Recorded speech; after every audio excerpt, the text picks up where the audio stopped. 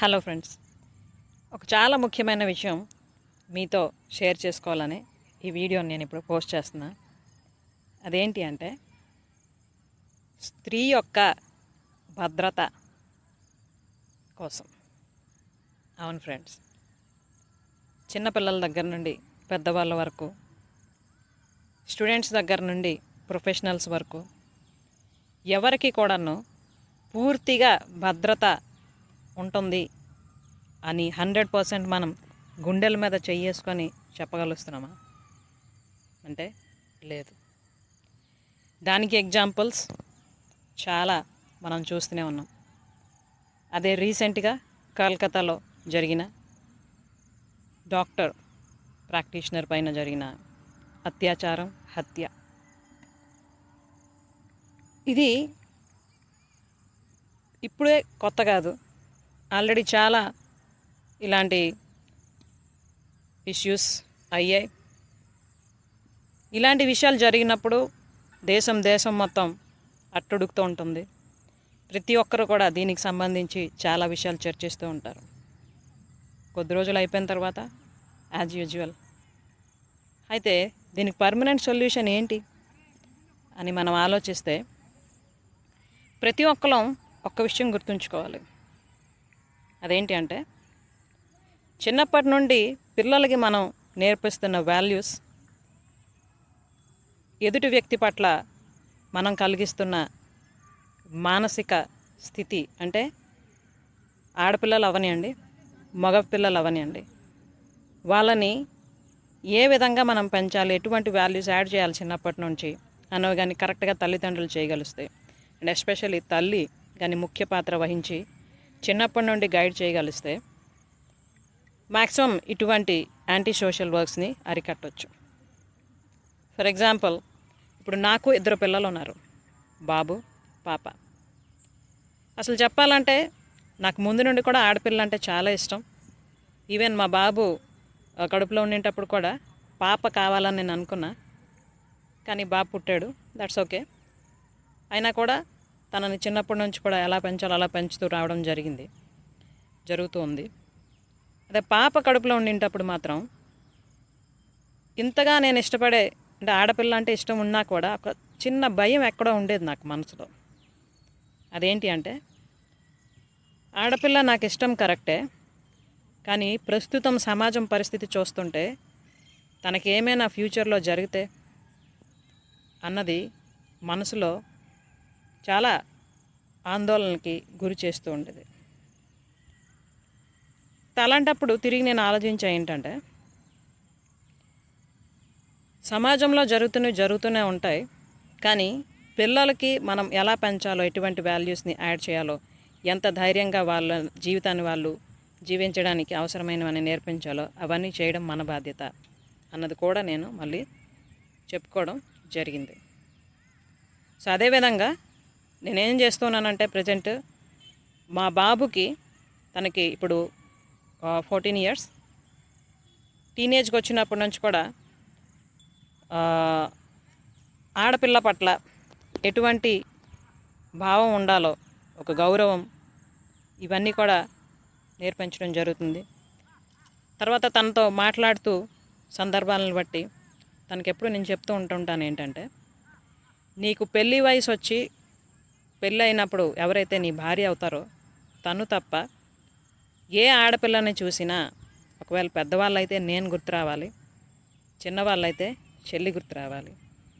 ఎప్పుడు కూడా ఎటువంటి చెడు భావం, చెడు వ్యవహారం చూపించకూడదు అని చెప్పడం జరుగుతుంది. ఎందుకంటే తల్లిగా అది మన బాధ్యత, పిల్లల్ని ఆలోచింపజేయడం. సో చిన్నప్పటి నుంచి కానీ మనం ఇటువంటి బీజాలు వాళ్ళకి వేస్తూ ఉంటే మ్యాక్సిమం పెద్ద అయిన తర్వాత వాళ్ళు ఎటువంటి అరాచకాలు చేయకుండా ఉండడానికి ఒక విధంగా మనం హెల్ప్ చేసిన వాళ్ళం అవుతాం. అదే ఆడపిల్ల సంగతికి వచ్చినప్పటికీ, మా పాపకి ఇప్పుడు 8 years. అయితే ఏదైతే నాకు మనసులో ఉండేదో తను కడుపులో ఉండేటప్పుడు, అంటే ఒకవేళ ఆడపిల్ల పుడితే రేపు పొద్దున్న ఎలా ఉంటుందో, ప్రస్తుత సమాజం అంతా కూడా చాలా భయంకరంగా ఉంది అన్న భయం ఏదైతే ఉండేదో దాన్ని ఓవర్కమ్ చేయడానికి చిన్నప్పటి నుండే తనకి ధైర్యంగా ఉండడానికి ఏం చేయాలి, ఎలా చేయాలి అవన్నీ కూడా నేర్పించడం జరుగుతుంది. ఏ విషయంలో కూడా కొంచెం వెనకడుగు వేయడానికి తను ఇదైనా లేదు నువ్వు చేయగలవు అని తనకి ఎంకరేజ్ చేయడం జరుగుతుంది. అండ్ సెల్ఫ్ డిఫెన్స్ కూడా నేర్పించడం జరుగుతుంది. వాళ్ళ అన్నయ్యే తనకి అన్నీ నేర్పిస్తూ ఉంటుంటాడు.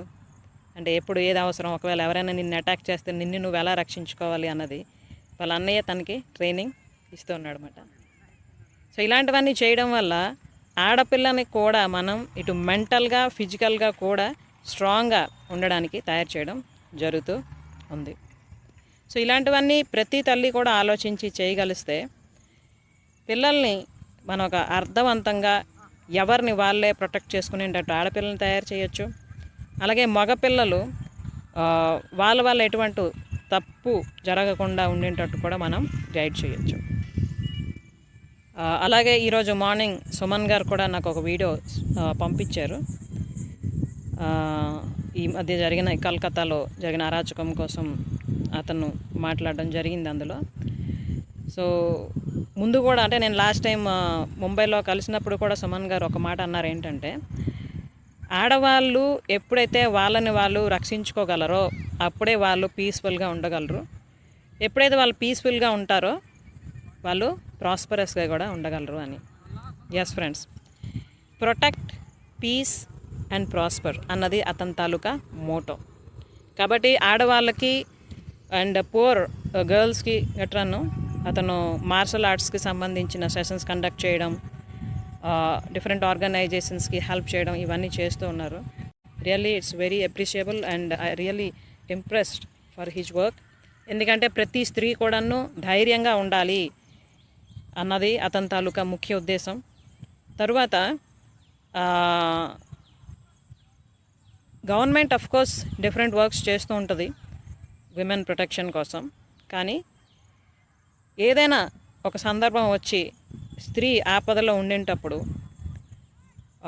పోలీస్ కావనివ్వండి, ఇంకా వేరే ఎవరైతే ప్రొటెక్షన్ ఫోర్స్ ఉన్నారో వాళ్ళకి ఇన్ఫామ్ చేసి వాళ్ళు వచ్చి సేవ్ చేసే లోపు తిన పరిస్థితి ఏంటి కదా. అందుకే ఎప్పుడు ఎటువంటి పరిస్థితి వచ్చినా కూడాను ఎవరిని వాళ్ళు ప్రొటెక్ట్ చేసుకునే విధంగా కూడా ఆడవాళ్ళు తయారవ్వాలి. ఇది సుమన్ గారు కూడా చెప్పారు లాస్ట్ టైం నేను మీట్ అయినప్పుడు. సో ప్రతి ఒక్కరం కూడా ఆలోచిద్దాం. ఎందుకంటే మన జీవితాన్ని మనమే కాపాడుకోవాలి. ఒకవేళ అటువంటి పరిస్థితులే వస్తే ఏం చేయాలి, ఎలా చేయాలన్నది ముందు నుండి కూడా మనం ఆలోచించుకోవడం ఎంత అవసరం.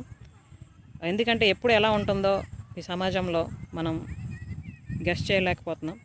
అలాగే మన పిల్లలు, ఆడపిల్లలు బయటికి వెళ్తూ ఉన్నారు, స్కూల్స్ కానీ, కాలేజెస్ కానీ, ట్యూషన్స్ కానీ, డిఫరెంట్ థింగ్స్ నేర్చుకోవడానికి కానీ. మన పిల్లలకు కూడా ఇటువంటి విషయాల్లో అవగాహన కలిగించాలి.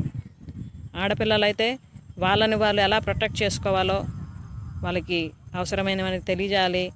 మార్షల్ ఆర్ట్స్కి సంబంధించి, సెల్ఫ్ డిఫెన్స్కి సంబంధించినవన్నీ కూడా నేర్పించాలి. అదే అబ్బాయిలైతే ఆడవాళ్ళ పట్ల ఎటువంటి బిహేవియర్ కలిగి ఉండాలి, ఎటువంటి ఆలోచన కలిగి ఉండాలి, ఇవన్నీ కూడా నేర్పించడం ఎంతో అవసరం. అప్పుడు మాత్రమే మనం మన పిల్లల్ని ఇటువంటి సమస్యల నుండి రక్షించుకోగలం.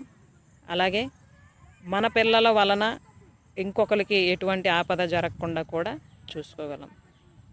ఐ హోప్ ఈ విషయాలు మీరు కూడా ఆలోచించి అవసరమైన జాగ్రత్తలు తీసుకుంటారన్న ఉద్దేశంతోనే నేను ఈ వీడియో పోస్ట్ చేస్తున్నా. ఎందుకంటే ఇలాంటి విషయాలు విన్నప్పుడు మనసుకి చాలా బాధ అనిపిస్తూ ఉంటుంది. ఏదో అక్కడెక్కడో అయింది కదా మనకెందుకు అని మనం ఊరుకోకుండా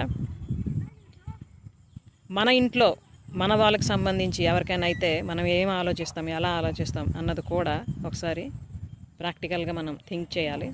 అవసరమైన జాగ్రత్తలన్నీ తీసుకోవాలి. So thank you very much for watching. ఈ విషయాన్ని, ఇలాంటి మంచి విషయాల్ని మనం ఇంప్లిమెంట్ చేసుకుంటూ వీలైనంత వరకు షేర్ చేద్దాం అందరికీ. అందరిలో కూడా ఇటువంటి ఆలోచన కలిగించి ప్రతి ఒక్కరు కూడా ఎవరికి వాళ్ళే సేవ్ చేసుకునేటట్టు, వాళ్ళకి వాళ్ళు తయారయ్యేటట్టు హెల్ప్ చేద్దాం. Thank you very much. Everyone. Bye.